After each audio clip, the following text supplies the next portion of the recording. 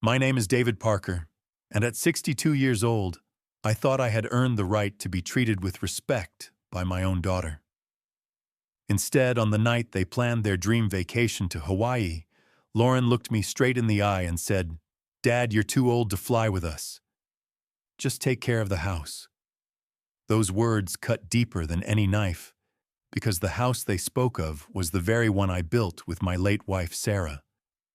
They didn't know I had overheard their true plan to throw me into a nursing home and sell everything I had left. What they never expected was that I had a plan of my own, one that would change their lives forever. Before I begin, I want to ask, where are you watching from, and how old are you? Please subscribe to Family Betrayal Unmasked to hear more powerful stories. The evening started with laughter that did not include me. My daughter Lauren spread glossy brochures across the coffee table, her polished nails tracing pictures of golden beaches and ocean sunsets.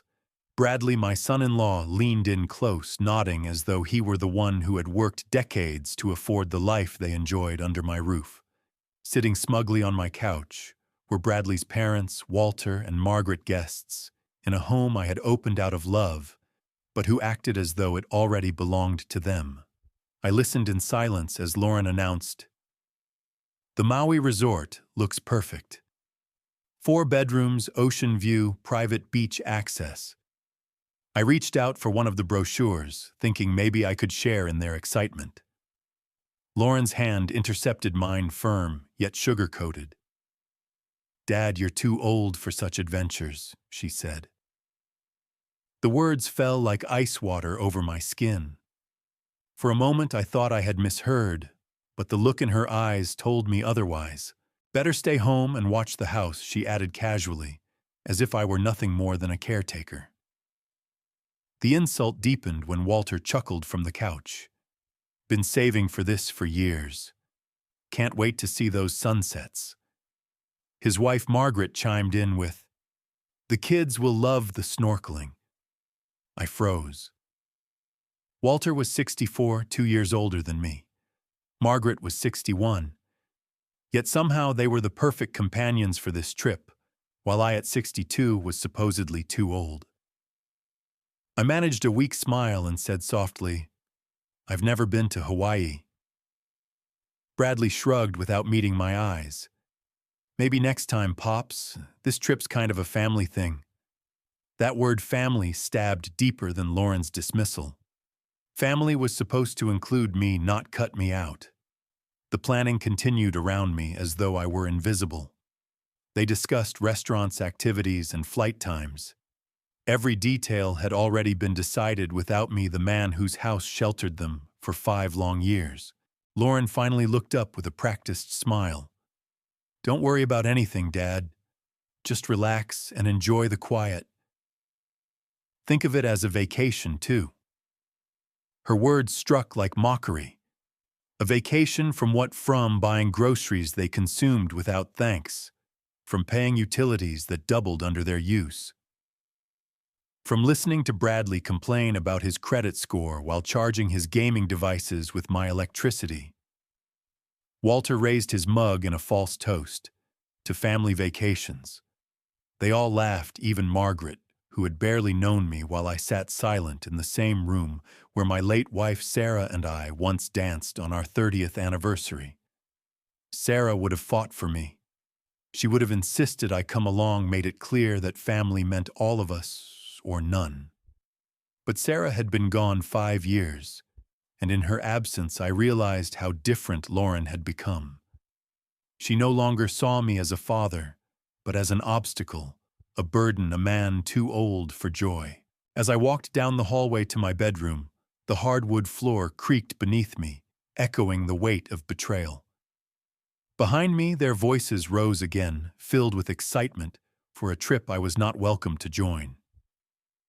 Lying awake that night, I replayed every word like a cruel melody. Lauren had said I was too old, yet Walter, 2 years my senior, and Margaret, a year younger than me, were not only included, but celebrated as the perfect travel companions. I couldn't help but marvel at the absurdity. How could my daughter believe I was too frail for a Hawaiian beach while inviting in-laws who had never so much as cut the grass in their own backyard? The ceiling above me felt heavy as I stared into the shadows, listening to their laughter drifting up through the vents. Walter's booming voice carried with ease. "We're going to snorkel every day. Can't wait to show the kids how it's done." Margaret chimed in, "And those helicopter tours, oh, what a thrill it'll be." My chest tightened. Snorkeling helicopters activities that demanded stamina. Did they honestly think Walter and Margaret possessed youth that I had somehow lost at 62? I sat up, pressing my palms against the mattress, steadying my breath. I had always prided myself on being practical, rational. I was a math teacher, after all. But logic had no place in what I felt now. This wasn't about age or ability. It was about exclusion, about the cruel convenience of dismissing me when my usefulness had run its course. Memories crept in uninvited. I remembered the first time I held Lauren as a baby, her small fingers gripping mine. I remembered saving money to send her to college, working extra hours, tutoring so she wouldn't carry debt. I remembered Sarah, my wife, insisting we buy a bigger home so Lauren could have her own room, a safe place to grow. That house, the very house she now saw as her inheritance, was built brick by brick on our sacrifices. And yet here I was, told to stay behind like an unwanted guest. The irony stung sharper when I thought about Sarah. If she were still alive, none of this would be happening. She would have defended me, reminded Lauren of what family truly meant. Instead, Sarah's absence had become their justification. I still heard Lauren's voice echoing from earlier. Mom always said Dad needed looking after as he got older. A lie fabricated to rationalize my exclusion. Sarah had never once called me a burden. She had trusted my strength until her last breath. I rose from the bed and walked to the dresser where Sarah's jewelry box sat. Opening it, I brushed my fingers over her wedding band still tucked inside. My reflection in the mirror above the dresser caught me off guard. The man staring back looked tired, yes, but not weak. His shoulders slumped under years of unspoken pain, but his eyes still burned with a spark they had underestimated. It dawned on me then, Walter and Margaret weren't invited because they were more capable. They were invited because they were convenient. They flattered Lauren, they praised Bradley, they filled the roles I refused to play, silent, compliant, unquestioning. And in that equation, I was the variable they wanted to erase. I closed the jewelry box with a quiet snap and sat back down on the bed. For years I had been the safety net, but perhaps it was time they discovered what it felt like when the net was gone. The next morning, the brochures were still scattered across the coffee table like colorful confetti from a celebration I had never been invited to. Lauren was buzzing with energy, sipping her latte and organizing a stack of travel documents. Bradley tapped at his phone, checking flight details.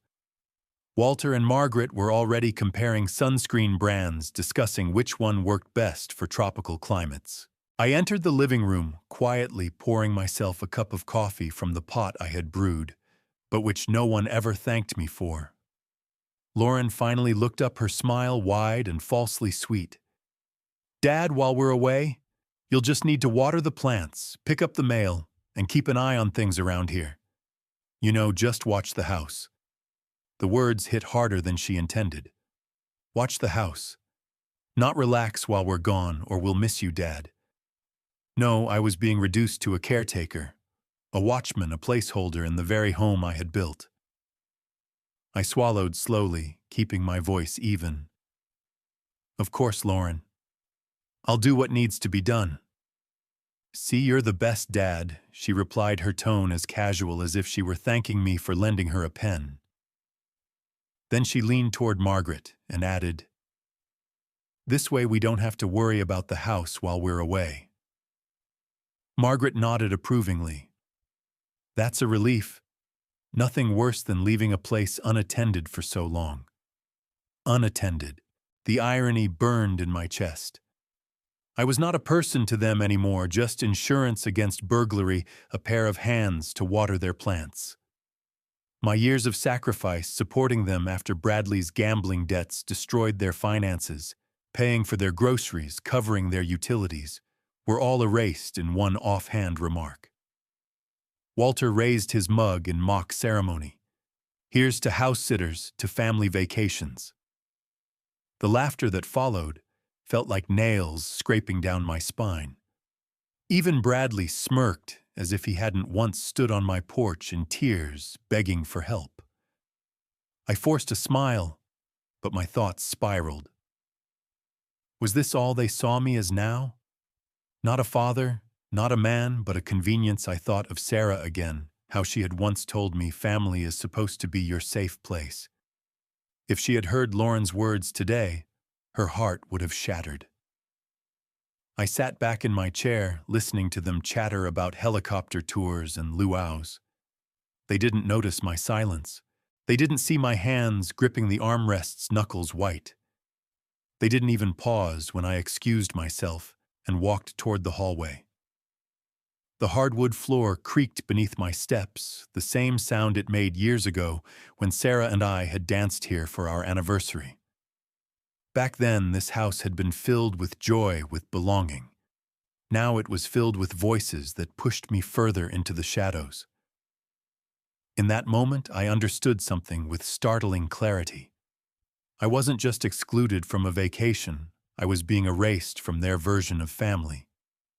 And if they saw me only as a caretaker, then perhaps it was time I stopped playing the role they had written for me. That night, the house was alive with voices long after I had retreated upstairs. I tried distracting myself with one of Sarah's old mystery novels, but the sound of their laughter carried too easily through the vents. I thought about closing the window, drowning them out. But then Bradley's voice rang sharp and clear, cutting through the quiet like a blade. Honestly, do you think he actually bought that whole too old nonsense? My book fell closed. My heart lurched, pounding so hard I could hear it in my ears. I froze, straining to hear more. Lauren's voice followed, casual and cruel. Dad's always been gullible. Remember when we told him we'd pay him back for the roof repairs? He believed it then too. Their laughter filled the room below, dismissive, almost gleeful. I moved closer to the heating vent by my bed, lowering myself to the floor like a thief in my own home. Every word carried upward. Walter chimed in with a satisfied chuckle. Right after we get back from Hawaii, we'll put him in that nursing home we researched. My stomach turned. Nursing home, Margaret's tone was brisk, businesslike. Sunset Manor said they could expedite the paperwork if we pay the deposit up front. $3,000 is worth it to get him settled quickly. Bradley's eager question followed. And once he's there, the house becomes ours anyway, right? Of course, Lauren replied. I already contacted that real estate agent, Zachary Allen. He thinks we can get at least $800,000, maybe more. Split 4 ways, it'll be perfect. Obviously, Bradley said, his voice laced with greed. Mom and Dad deserved their share for putting up with him. I gripped the windowsill until my knuckles went white. These weren't strangers plotting against me. They were my own daughter, my son-in-law, and his parents conspiring in my living room to erase me from the life I had built. Margaret laughed softly. He's gotten rather demanding lately, hasn't he? Always asking about our plans, wanting to be included. The entitlement is unreal. The entitlement. That word used against me after 5 years of paying their bills, housing them, feeding them, nearly made me laugh out loud. But instead of humor, bitterness rose in my throat. Then Lauren's voice, sharp, now carried the final blow. Well, Dad's 62. His active years are behind him. He should accept it. I sank onto the bed, my legs trembling. For years, I had told myself they were just struggling, just finding their way, that my support was temporary, that they would eventually repay my kindness with gratitude. But in that single overheard conversation, the truth came crashing down. They hadn't seen me as family in a long time. They saw me as an obstacle, an inconvenient burden standing between them and a payday. I closed my eyes and took a slow, steady breath. They thought they were clever, whispering about my future, as though I were already gone. But I had heard every word. And as a teacher for 40 years, I knew one thing: lessons don't always come from guidance. Sometimes they come from consequence. I sat there for what felt like hours, the words I had just heard echoing in my skull like cruel bells. A nursing home, selling my house, splitting the profits as if I were already in the grave. I rose slowly, my knees stiff from the years, and walked to the dresser. Sarah's jewelry box sat in its usual spot, a silent witness to everything I'd endured. I opened it gently, my fingers brushing over her wedding ring, still shining with the quiet dignity of a life we had built together. Beneath it lay the deed to this house, folded carefully in an envelope. I lifted my head and caught my reflection in the vanity mirror. For a moment, I didn't recognize the man staring back. He looked older, worn-down shoulders bent under years of unspoken sacrifice. His eyes seemed tired, almost defeated. But then something shifted. I leaned closer, and in those same eyes, I saw something they had all forgotten: a spark. A fire. They thought I was invisible. They thought I was weak, passive too, trusting to ever fight back. But in that reflection, I saw the truth. I was not the burden they painted me to be. I was the man who had carried this family on his back for years. The man who had worked late nights grading algebra tests, who had bought this home brick by brick on a teacher's salary, who had raised a daughter without letting her want for anything. I was not some helpless relic waiting to be discarded. Sarah had believed in me until the day she left this world. She had never once called me frail or in need of looking after. She had danced with me on this very hardwood floor, laughed with me in the kitchen, planned dreams for our golden years together. And now her daughter dared to twist her memory into a justification for betrayal. That was the breaking point. I clenched the jewelry box shut and set it firmly back in the drawer. Their laughter still drifted faintly through the vent, but I no longer heard it as pain. I heard it as evidence, proof of who they had become, proof of what they thought of me. I stood tall, shoulders squaring for the first time in years. The mirror reflected not a man discarded, but a man awakening. They thought I was a house-sitter, fine. I would watch the house one last time, not for their sake, but for mine. And when they returned, it would no longer be theirs to claim. As I turned off the light and let the room settle into darkness, a calm settled over me. Tomorrow the lesson would begin. I would show them that kindness is not weakness, and that a burden, when pushed too far, can become the heaviest weight they'll ever carry. The next morning, sunlight filtered through the blinds, and I sat at the kitchen table with my old leather notebook open in front of me. Its pages, worn and yellowed, carried the ink of my careful handwriting. Every number, every expense since Sarah passed was there. She had once told me, "You'll want to know where the money goes, honey." She had been right as always. I flipped through the pages slowly, my hand shaking not from weakness, but from anger. 5 years' worth of figures stared back at me. Groceries, $18,000 conservatively. Utilities that doubled since Lauren and her brood moved in another 6,000. 14,000 for the new roof after that storm, a roof they had promised to help repay, but never did. Car repairs, medical bills when their insurance lapsed, credit card balances that mysteriously couldn't wait. Page after page, line after line, a ledger of my generosity bled dry.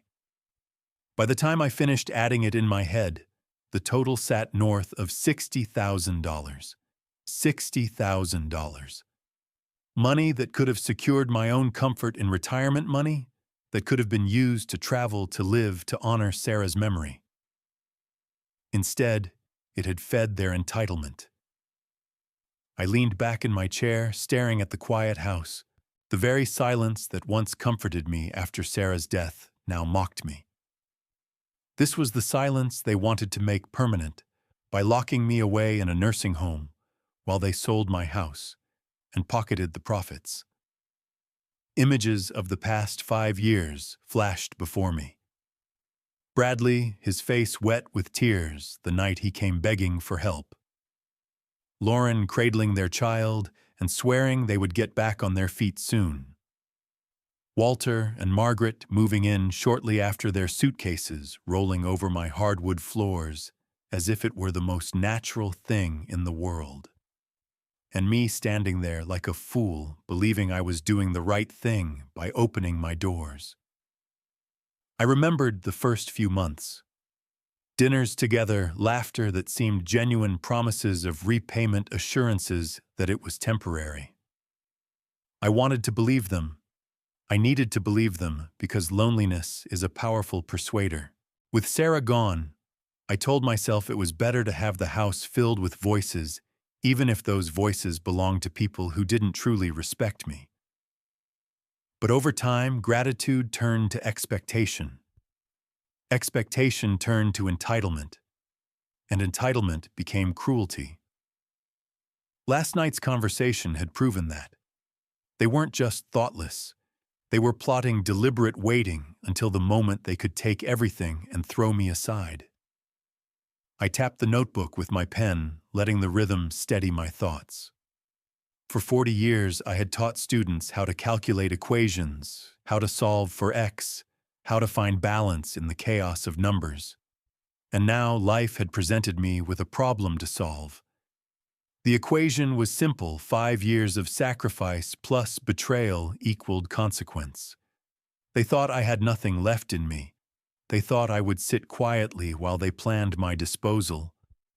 But as I stared at those figures, the anger hardened into resolve. They had mistaken kindness for weakness.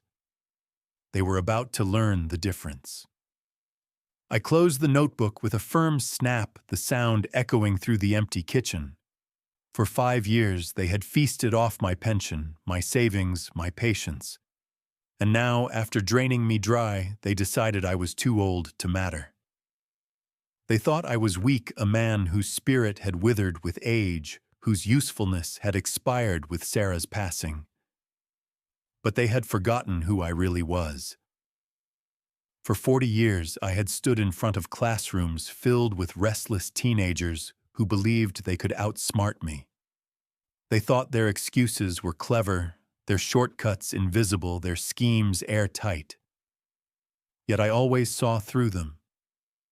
Not because I was harsh, but because I was patient, strategic, 3 steps ahead. That was the job, and I had been good at it. This situation wasn't so different. Lauren and Bradley, Walter and Margaret. They thought they were clever, whispering about my future, as though I were deaf-blind and foolish. They thought I would never discover their plan to put me in a nursing home and sell my house. But I had heard everything. I had the clarity of their betrayal written on the walls of this home, and I had the one thing they never expected me to use: the power to take it all away. I rose from the table, poured the rest of my coffee down the sink, and stared out the window into the backyard. The swing set I'd bought for my grandchildren swayed gently in the breeze, a cruel reminder of why I had let this family invade my home in the first place. I loved those kids. I still did. But loving them didn't mean I had to let their parents strip me of my dignity.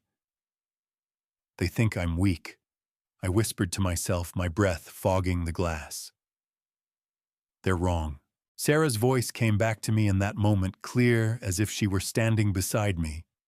Don't ever let anyone mistake your kindness for surrender, David. She had said that once, years ago, when a fellow teacher tried to push his responsibilities onto me. I had laughed it off then. But now the words felt like prophecy. I turned from the window, my mind racing. For years, I had operated under the assumption that keeping peace was more important than confrontation. But confrontation wasn't always about anger. It was about boundaries, about refusing to be erased. The equation had shifted. They planned to discard me the moment I was no longer useful. That left me with a choice: sit quietly and allow them to execute their plan, or remind them that the old man they underestimated still held the keys, literally and figuratively, to their lives. I grabbed the house deed from Sarah's jewelry box, holding it in my hands. This piece of paper was more than a document. It was leverage, authority, freedom. They believed it was theirs already. They had no idea how quickly it could vanish from their grasp. For the first time in years, I smiled, not a smile of joy, but of certainty. They had written me off as weak, but weakness wasn't in my nature. They had forgotten I was a teacher. And teachers know how to deliver lessons that last a lifetime. Friday morning arrived with the restless shuffle of suitcases rolling across the hardwood floors. The house buzzed like a hive. Lauren fluttered about, checking boarding passes and passports, her voice sharp with excitement. Bradley lugged bags out to the porch, muttering about traffic on I-4. Walter and Margaret were already dressed in their resort-wear sun hats, perched like crowns, as if Maui were waiting just for them. I stood by the doorway, sipping my coffee, watching the performance unfold. None of them even glanced my way until Bradley cursed under his breath. Damn it, the Uber canceled. Traffic must be a mess. I set my mug down gently. Need a ride to the airport? I asked, my tone mild, almost fatherly. Bradley turned, relief flooding his face. Actually, yeah, Pops. You're a lifesaver. The irony nearly made me laugh. A lifesaver. That was the same man who planned to throw me into a nursing home the moment they got back. I nodded calmly, grabbing my car keys from the hook. Come on then. Let's get you there on time. As we drove toward Orlando International, their chatter filled the car like static. Bradley rattled on about snorkeling excursions and sunset dinners. Lauren scrolled through her phone, showing Margaret pictures of the resort's infinity pool. Walter chuckled about the helicopter tour he couldn't wait to take. I kept my eyes on the road hands, steady on the wheel. Outwardly, I was the dutiful father ferrying his family to the adventure of a lifetime. Inwardly, I was already drafting the counterattack, each mile bringing me closer to freedom. Make sure you take pictures of everything I said. My voice warm, almost eager. I'd love to see Hawaii through your eyes. Lauren smiled without looking up from her phone. Of course, Dad. We'll send you postcards, too. Postcards. A child's gesture offered to the man who had bought the very roof over her head. I forced a chuckle, the mask of compliance fitting snugly over my true intentions. When we reached the terminal, chaos erupted: bags, shuffled documents, checked, last-minute items grabbed. I unloaded their luggage with practiced efficiency, each suitcase thudding onto the curb like punctuation marks in a story I was no longer part of. Lauren leaned over and kissed my cheek. Her affection rehearsed her words, hollow. Thanks for everything, Dad. Don't work too hard while we're gone. Bradley slapped me on the back. You really saved us today, Pops. Couldn't have done it without you. I watched them disappear into the terminal, their voices fading among the crowd. Then I climbed back into the car, gripped the steering wheel, and let out a breath I hadn't realized I'd been holding. The mask slipped. My smile widened. They thought I was simply returning home to water the plants and collect the mail. What they didn't know was that in less than 2 weeks, their so-called inheritance would vanish, and the house they laughed about over my head would no longer belong to them or to me. For the first time in years, I felt alive. By the time I pulled back into the driveway, the house was eerily quiet. For the first time in years, no voices filled the air, no footsteps pounded the stairs, no demands echoed from the kitchen. Just silence, clean, sharp, and strangely liberating. I set the keys on the counter and let the quiet settle into my bones. Then I walked straight to the dresser in my bedroom, pulled out Sarah's jewelry box, and retrieved the envelope containing the deed tax records and insurance papers. I held them in my hands, the weight of ownership pressing against my palms. This house was mine, not theirs. They had treated it like their birthright, but every square foot had been paid for by Sarah and me, brick by brick, sacrifice by sacrifice. I carried the papers to the kitchen table, laid them out carefully, and reached for the phone. My fingers hesitated over the keypad for a moment. Then I remembered Lauren's voice, dripping with casual cruelty. Right after Hawaii, we'll put him in the nursing home.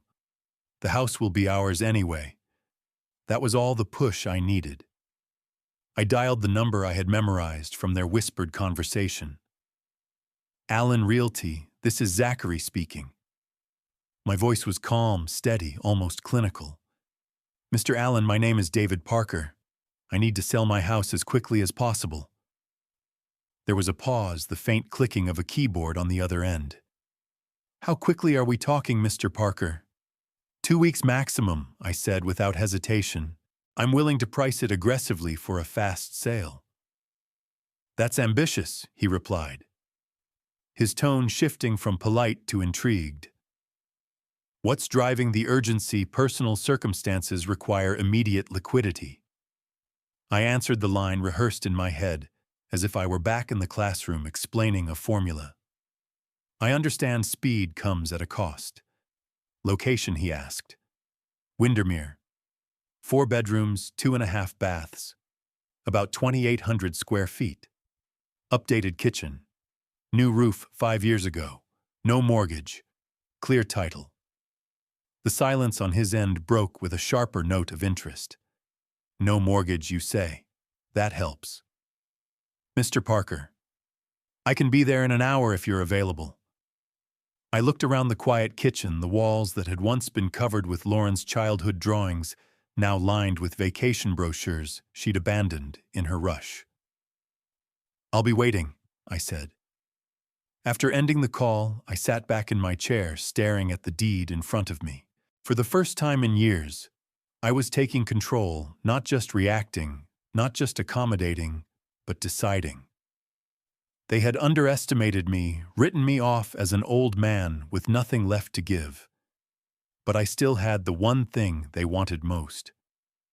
In 60 minutes, Zachary Allen would walk through the door expecting to see a client desperate to sell. What he would actually find was a man who had been underestimated for far too long, finally ready to teach his family a lesson in consequences. Exactly 1 hour later, the doorbell rang. I opened it to find Zachary Allen standing on my porch, younger than I expected, maybe mid-40s, in a navy blazer despite the Florida heat. He carried a tablet tucked under one arm and a tape measure dangling from his belt, every bit the professional. Mr. Parker, he greeted, extending a firm handshake. Thank you for calling. I understand time is of the essence. It is, I replied, ushering him in. Come in. The paperwork is ready. We walked through the house together, and for the first time in years, I looked at these rooms not as the backdrop of my slow decline, but as assets leverage freedom. Zachary admired the refinished hardwood floors, the updated kitchen, the roof I had paid $14,000 to repair. He scribbled notes, tapped details into his tablet, and asked precise questions. I answered each one calmly, though inside my chest beat, with something I hadn't felt in a long while: control. At the kitchen table, he spread out preliminary agreements. Now, Mr. Parker, if you're serious about closing in 2 weeks or less, we'll need to list aggressively. Cash buyers only minimal contingencies. Are you prepared for that? I looked down at the deed, the familiar script of my name etched across official pages. I thought of Lauren, her smug smile, as she told me I was too old for Hawaii. I thought of Bradley, already tasting the money he planned to pocket. I thought of Walter and Margaret laughing in my living room as they planned to shuffle me into a nursing home. My hand tightened on the pen. Yes, I said firmly. Speed matters more than maximum profit. Good Zachary nodded. This will move quickly. He slid the first set of documents toward me. These authorize me to begin marketing immediately. The pen hovered for a second, then touched paper. My signature flowed across the page in the same deliberate script I had used to grade thousands of math tests over the years. But this time I wasn't grading someone else, I was rewriting my own life. As the ink dried, I felt a shift inside me, subtle but undeniable. The balance of power had changed. For years I had been at their mercy, silent, accommodating, carrying their weight. But with that one stroke of a pen, I had taken back control. Zachary gathered the papers neatly, his tone professional, but tinged with admiration. Not many sellers act this decisively. I'll get to work immediately. After he left, I sat alone at the kitchen table, staring at the stack of signed documents. The house felt different now. No longer a cage filled with echoes of betrayal, it had become a weapon. They had expected me to sit quietly, watering plants and fetching mail while they enjoyed sunsets in Hawaii. Instead, I was dismantling the very foundation of their entitlement. For the first time in years, I allowed myself a smile, thin, sharp, and certain. Let them laugh on the beaches of Maui. Let them toast to family vacations. When they returned, they would discover that the man they thought was a burden had already written the ending to their story. 2 days after signing the first documents, I called the moving company. My voice was steady, almost casual, as I explained that I needed an entire household packed and relocated to storage. The dispatcher didn't ask questions, money talks, and I was ready to pay up front. By Thursday morning, a truck pulled into the driveway, its engine humming like the overture of justice. The foreman, a stout man named Miguel, shook my hand firmly. "Morning, Mr. Parker. We're here for the job. Where do you want us to start?" I led them upstairs to the rooms that had once been filled with Sarah's warmth and Lauren's laughter. Now they were monuments to indulgence and entitlement. Lauren's closet overflowed with designer clothes purchased with money she hadn't earned. Jewelry boxes, makeup kits, expensive handbags, all sitting on shelves I had built decades ago with my own hands. Pack everything carefully, I instructed. Label the boxes with their names. They'll need to know it's all safe. Miguel nodded, already barking orders to his crew. Cardboard boxes multiplied across the floor, tape squealed, and the sound of bubble wrap crinkled like music to my ears. Each item they sealed away was one less reminder of how my kindness had been twisted into obligation. When we reached Bradley's room, the contrast was glaring. Gaming consoles sprawled across the floor, cords tangled like snakes. Cryptocurrency guides and gambling books littered his nightstand. On his desk sat the laptop he had once sworn would change their lives. It had, though not in the way he imagined. I stood silently as the movers packed at all the clatter of his possessions, sliding into boxes like punctuation marks in a sentence he'd never get to finish. Downstairs, Walter and Margaret's things were easier to sort. Medications, clothes, travel documents, their expensive luggage set. I took extra care to ensure it was all organized. Justice did not mean cruelty, it meant consequence. I wanted them to open those boxes and see that nothing was destroyed, nothing stolen. Their lives weren't ruined by accident. It was deliberate, precise, like the lessons I used to teach. As the afternoon stretched on, the truck filled steadily. Lauren's photo albums, Bradley's tools borrowed and never returned, Margaret's knickknacks, Walter's stacks of books. All of it disappeared into the belly of the moving van. Miguel wiped his brow and looked at me. "This is a lot of stuff, Mr. Parker." "Family of 5, huh?" I gave a thin smile. It was. By dusk, the last box slid into the storage unit I had rented 20 minutes away. I handed Rosa, the manager, an envelope with 6 months' rent already paid. "Someone will come for this eventually," I told her. "Just make sure it's safe until then." She studied me for a moment, then nodded. "You're organized, Mr. Parker. Looks like you've planned this for a while." "I've had plenty of time," I said simply. When I locked the unit and handed the key back to Rosa, a strange calm settled over me. For the first time in years, my house was my own again, empty, clean, free of their shadow. And as I drove home, the image of their return flickered in my mind. The moment they would find strangers in the home they thought was theirs.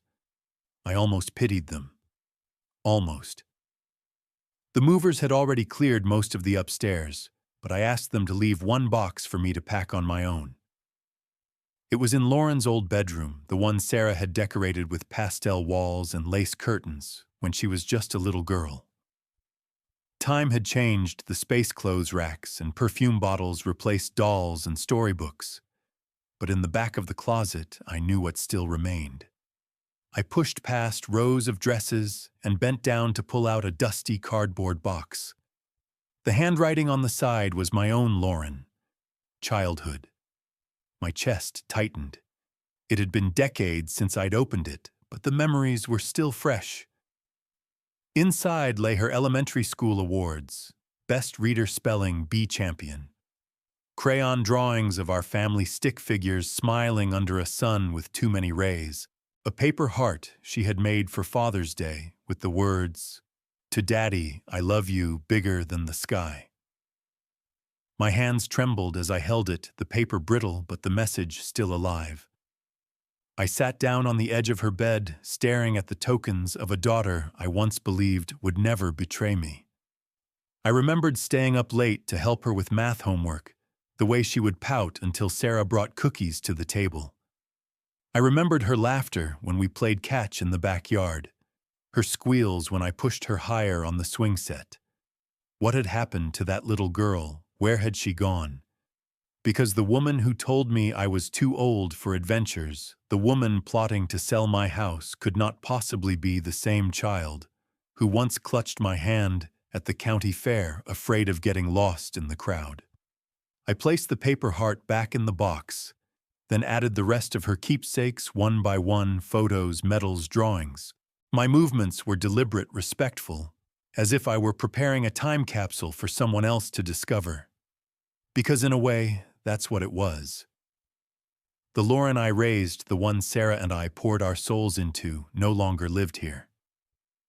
What remained was a stranger, someone shaped by entitlement and greed. The sting of loss burned through me.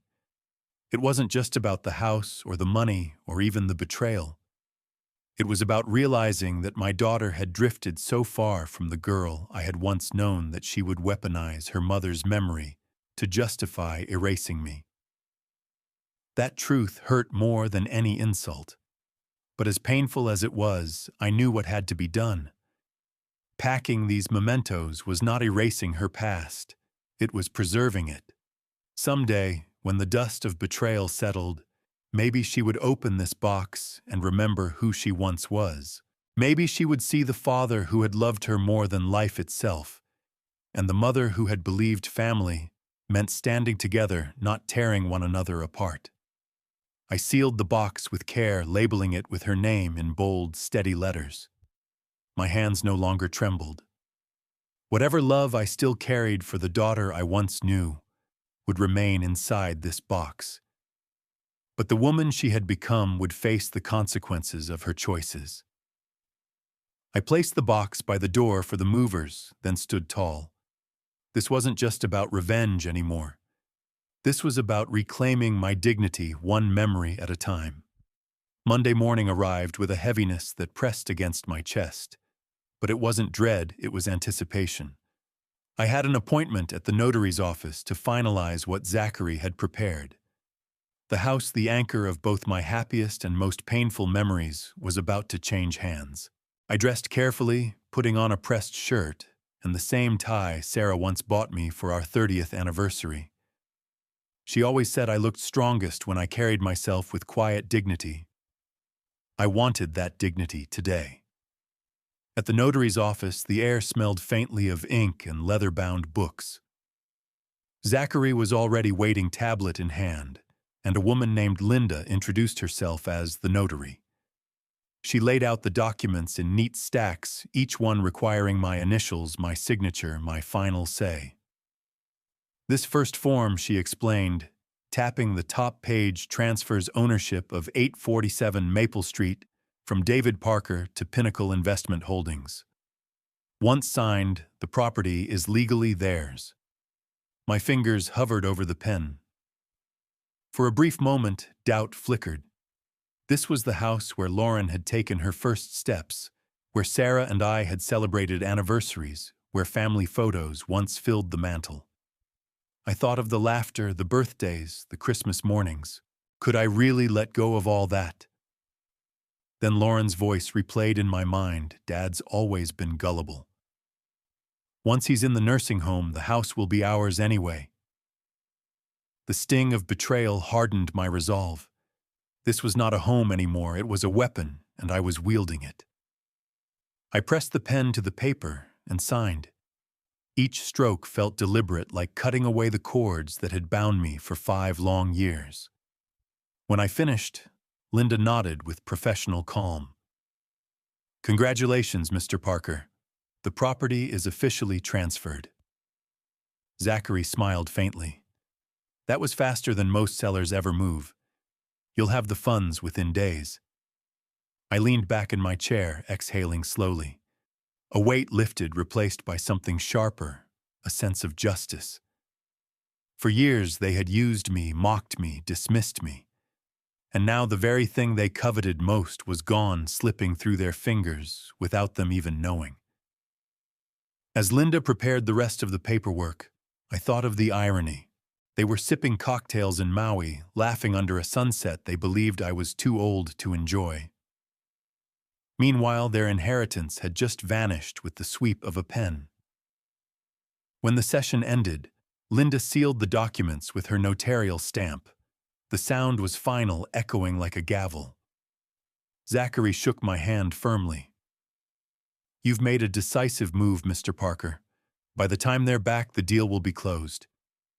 Driving home, I felt an odd mix of grief and liberation. Yes, I was saying goodbye to the house Sarah and I had dreamed of growing old in. But I was also saying goodbye to 5 years of exploitation, of being treated like a burden instead of a father.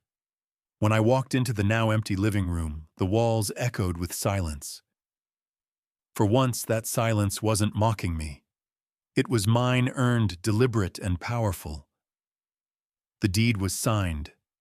The break was complete. And when they came back from Hawaii, they would discover just how costly their betrayal had been. 2 days after signing the deed, the phone rang. The caller ID displayed a Hawaii area code. I let it buzz 3 times before answering, steadying my voice into the same calm tone I had perfected over decades in the classroom. Dad Lauren's voice bubbled with excitement. "We made it safely.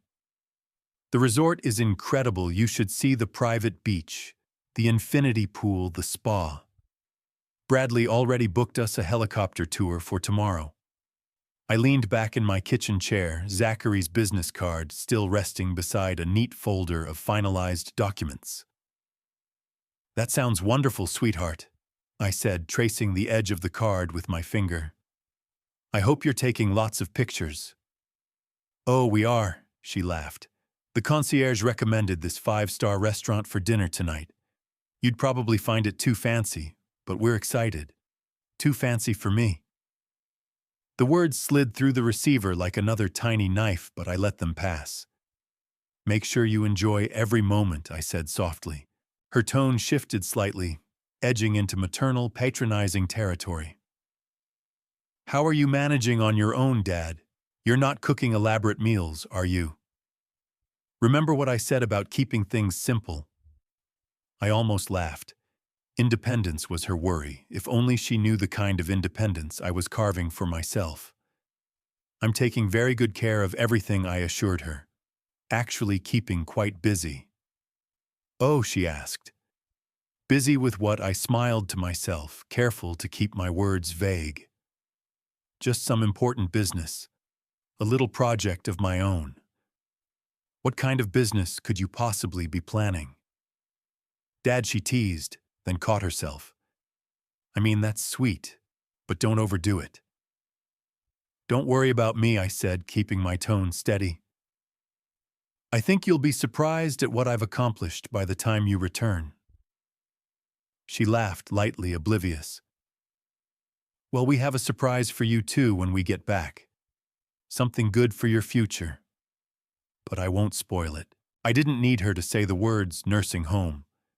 I'd already heard enough of their secret plans through the vents. How thoughtful, I murmured. 2 surprises, then. I suppose we'll see which one's better. After hanging up, I set the phone on the table and allowed the smile I had been holding back to spread across my face. They thought they were clever, dangling their little secret like bait, convinced I had no idea what was coming. But the truth was already written in ink. The house was gone. The deal was sealed. And while they sipped cocktails under palm trees, I was quietly dismantling the foundation of their entitlement. Later that evening, another call came, this time Bradley. Hey, Pops, he said, laughter in his voice. Just checking in. You're not getting into any trouble, I hope. Nothing I can't handle, I replied smoothly. How's paradise treating you? Can't complain. Lauren's at the spa right now. Kids are loving the beach. Margaret and Walter are even talking about extending the trip if we can change flights. I bit back a laugh. Extending the trip even better. More time for me, less for them. That sounds perfect, I said. Don't worry about rushing back. I'm doing just fine. When the call ended, I leaned back and stared out the window at the fading Florida sunset. For the first time in years, I was the one holding the secret. And it tasted sweeter than anything they'd ever stolen from me. The day of my departure came sooner than I expected. Zachary had called to confirm that the closing was complete, the funds wired directly into my account. For the first time since Sarah passed, I held financial freedom untouched by anyone else's demands. I stood in my modest new apartment suitcase by the door, teaching certificates neatly hung on the walls, Sarah's photo resting on the nightstand. Everything I truly needed fit into that small space. Everything else, well, it was either in storage or gone forever. At the airport, I handed over my first-class ticket with a steady hand. The irony nearly made me chuckle. Just a week earlier, Lauren had declared me too old to fly. Yet here I was boarding a Boeing 777, bound for the very paradise they had denied me. I stepped into the wide leather seat, the kind I'd only ever seen in passing, and settled in. A flight attendant offered champagne. Celebrating anything special tonight, sir, I lifted the glass, its bubbles catching the cabin light like sparks. Yes, I said with a small smile. Independence Day. As the plane thundered down the runway and lifted into the sky, I glanced at my phone. 43 missed calls, 17 voicemails. Lauren, Bradley, Margaret, Walter, all clamoring for answers. I scrolled through the messages, each one more frantic than the last. The first voicemail still carried Lauren's commanding tone. Dad, I don't know what game you're playing, but this isn't funny. Call me back immediately. By the 10th, Bradley's voice was laced with anger. This is insane, David. You can't just sell our house without telling us. We're getting lawyers involved. Margaret's sobs filled the 15th. Please, David, we don't understand. Where are you? We need to talk. And then the final one. Lauren again, her voice broken. Dad, please answer. We'll do anything. Just call us back. We have nowhere to go. Nowhere to go. The same phrase they had used so casually when plotting to put me in a nursing home. How quickly tables turned. I set the phone face down on the tray table and let the cabin's dimmed lights wash over me. Below, Florida's glittering coastline shrank into the darkness. Somewhere down there, they were pacing in a hotel room, clutching their phones, watching the life they thought was theirs collapse. And here I was, 30,000 feet above, savoring the freedom they had denied me.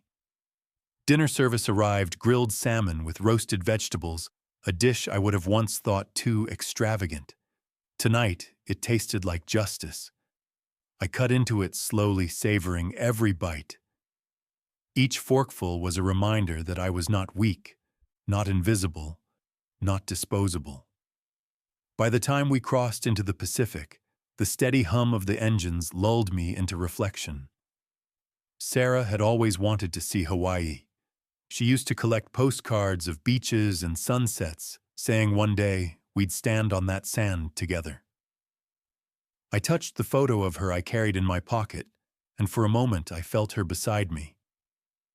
This trip wasn't just revenge, it was fulfillment, a promise kept in my own way. And as the champagne glass emptied, I knew the real lesson had only just begun. 2 weeks later, I sat on the balcony of my oceanfront suite in Maui, the same resort Lauren had bragged about. The sun dipped low, painting the water in shades of fire and gold. My phone buzzed on the table beside my untouched coffee. It was Elizabeth Thompson, my neighbor, the woman who had known Sarah and me for 15 years. David, she said, her voice quivering with excitement. They're back. I leaned back in my chair, a smile tugging at my lips.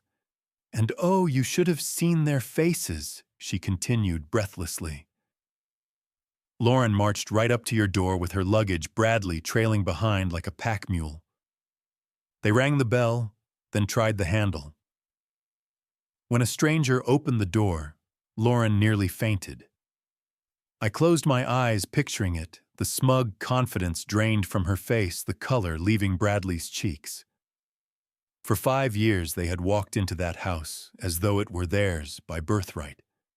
Now a lock they no longer owned kept them out. Elizabeth chuckled, her voice dropping conspiratorially. The new owners were polite, showed them the deed, explained everything had been purchased legally. Lauren kept insisting there was a mistake, saying, "This is our house." But the man just pointed to the papers and said, "Not anymore, ma'am." The image filled me with a satisfaction so sharp it bordered on joy. I could almost hear the desperation in Lauren's voice, the disbelief that her inheritance had slipped through her fingers while she sipped cocktails on the beach. "What did Bradley do?" I asked. "He exploded," Elizabeth replied. "Started yelling about lawsuits, demanding to see you, threatening to call the police. But when the owners told him they'd call the police if he didn't leave, he backed down quick." Margaret was crying. "Walter kept asking where you were." The whole street could hear the commotion. I laughed then, not cruelly, but with the release of a man finally unburdened. "Did you give them the storage address like I asked?" "I did," she said. Lauren crumpled the paper in her hand, like she didn't believe it was real. "She demanded to know where you'd gone." "And what did you tell her?"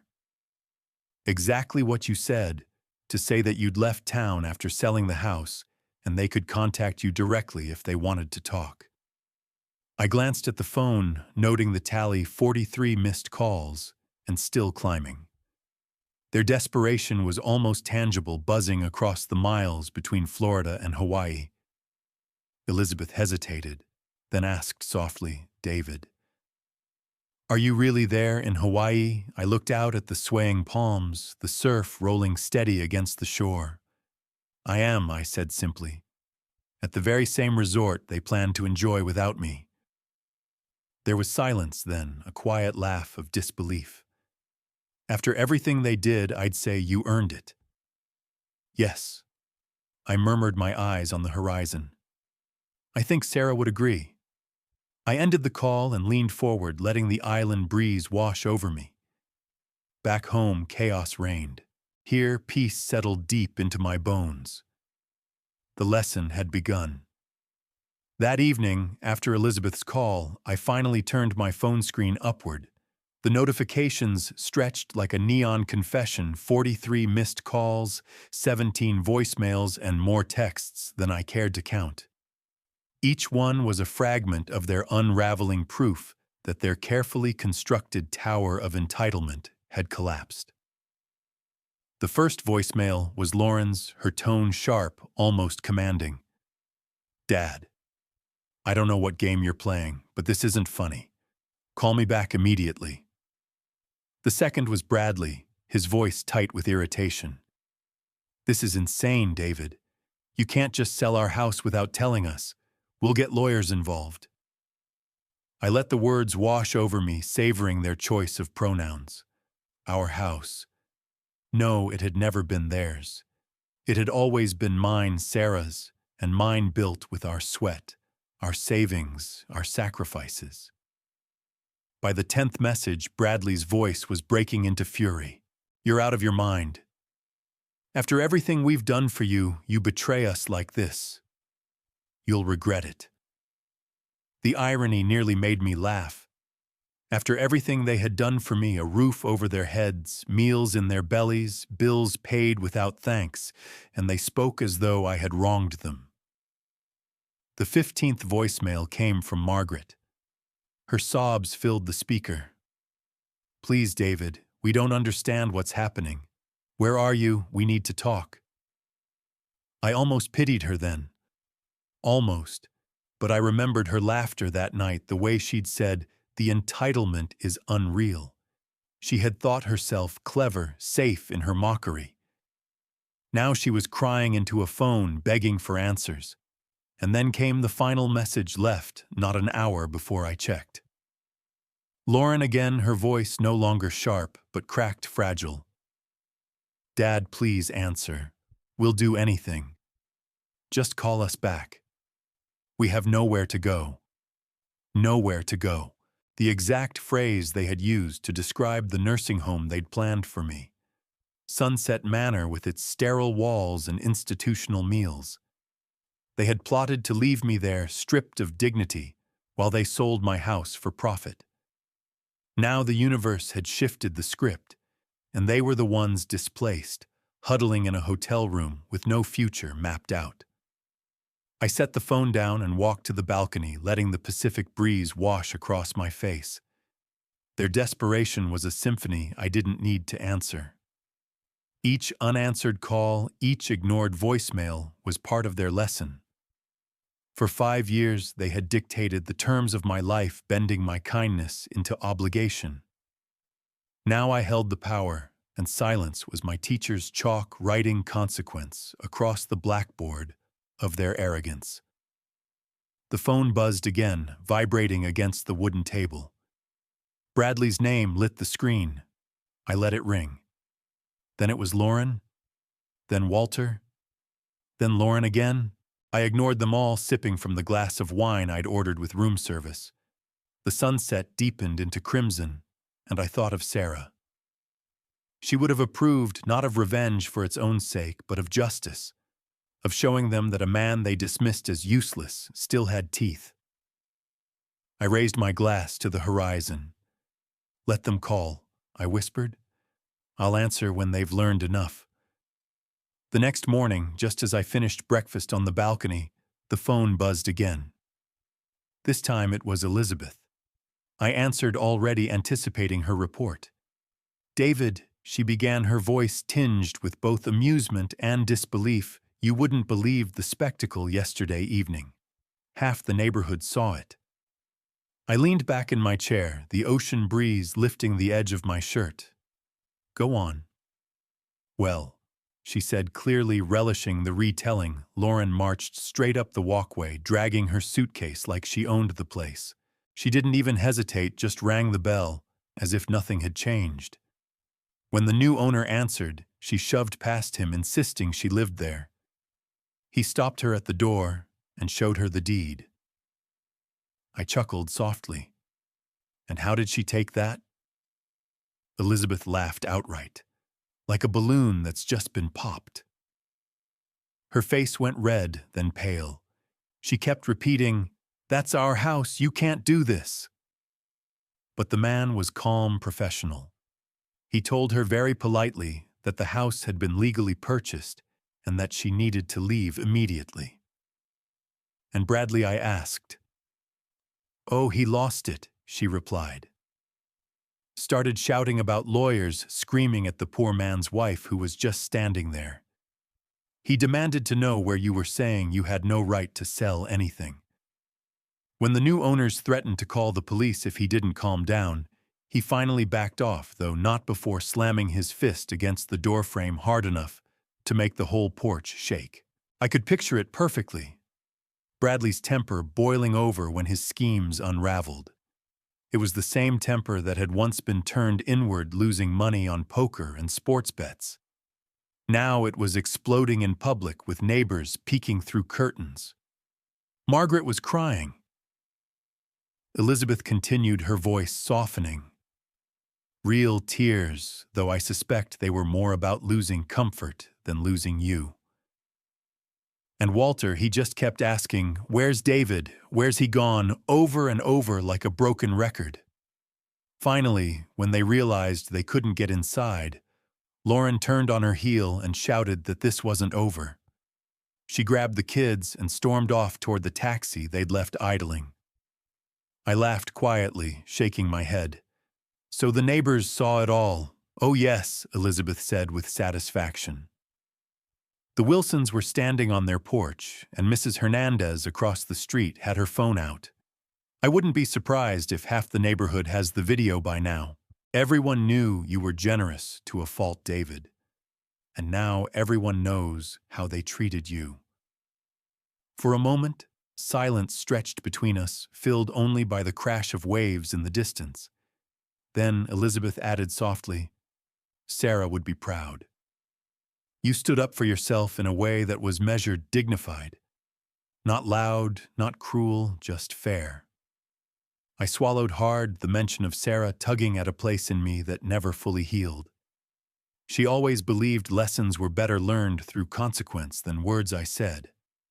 I suppose that's what I've given them. Elizabeth's laugh returned lighter this time. Well, they've certainly got a lesson now. They looked absolutely lost, David. Completely powerless. I let the words linger, picturing my family stranded on the sidewalk, bags at their feet, pride in tatters, while strangers held the keys they thought belonged to them. It was the very image of justice. By late afternoon, the weight of silence on my phone gave way to another voicemail notification. I didn't answer, but curiosity got the better of me. I pressed play, and Lauren's voice spilled through the speaker, ragged, stripped of the arrogance that had once laced every word. "Dad, we don't know what to do. The house, our house, it's gone. We went to the storage unit, and yes, everything's there, but we have nowhere to go. Nowhere to go." The words landed like a hammer, sharp and poetic. They were the same words Margaret had used about me when plotting to put me in Sunset Manor. The same phrase Bradley had laughed over when he talked about settling me quickly. Now it was their chorus, their truth. I leaned back on the balcony chair, letting the Pacific breeze carry their desperation into the open air. Lauren continued, her voice breaking. "Please, Dad, just call us.